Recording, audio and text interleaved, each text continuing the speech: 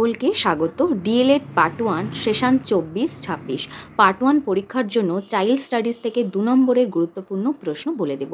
এগুলো পরীক্ষার জন্য ভীষণ উপযোগী। এছাড়াও আপনারা যারা 5টা সাবজেক্টের পেড সাজেশন নিতে চান, যেখানে 2 নম্বর, 7 এবং 16 নম্বরের গুরুত্বপূর্ণ প্রশ্ন সাথে উত্তর দেওয়া রয়েছে, সেই সাজেশনটা নিতে হলে স্ক্রিনে দেওয়া নম্বরে যোগাযোগ করবেন। হোয়াটসঅ্যাপ নম্বর দেওয়া রয়েছে। 2 নম্বরের গুরুত্বপূর্ণ প্রশ্ন, বৃদ্ধি ও বিকাশের দুটি পার্থক্য লেখো।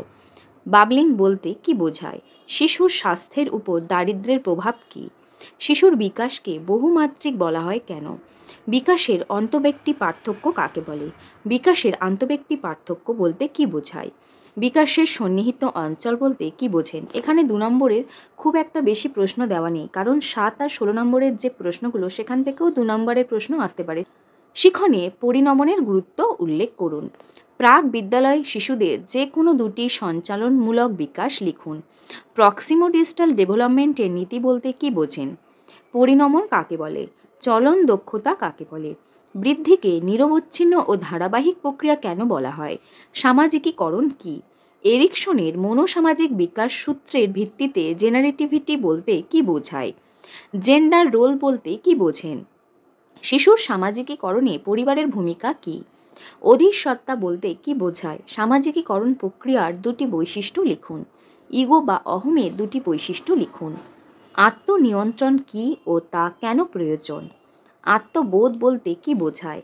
আত্মমর্যাদা বোধের একটি গুরুত্ব লিখুন। সেলফ ইমেজ বলতে কি বোঝায়? উদাহরণ সহ লিখুন। সক্রিয় আচরণ কাকে বলে? নীতিবোধ বলতে কি বোঝায়?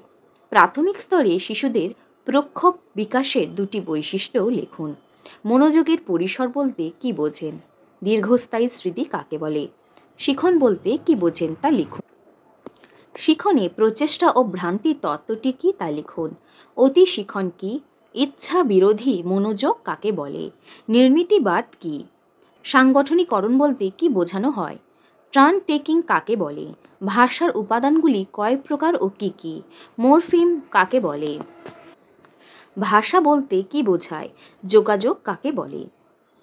এই প্রশ্নগুলো অবশ্যই পরীক্ষার আগে ভালো করে তৈরি করে যাবেন। যারা ফাইনাল পরীক্ষার জন্য সমস্ত বিষয়ে 2 নম্বর, 7 এবং 16 নম্বরের গুরুত্বপূর্ণ কমন প্রশ্ন উত্তরের সাজেশন নিতে চান, তারা স্ক্রিনে দেওয়া নম্বরে যোগাযোগ করবেন। হোয়াটসঅ্যাপ নম্বর দেওয়া রয়েছে। সকলকে ধন্যবাদ।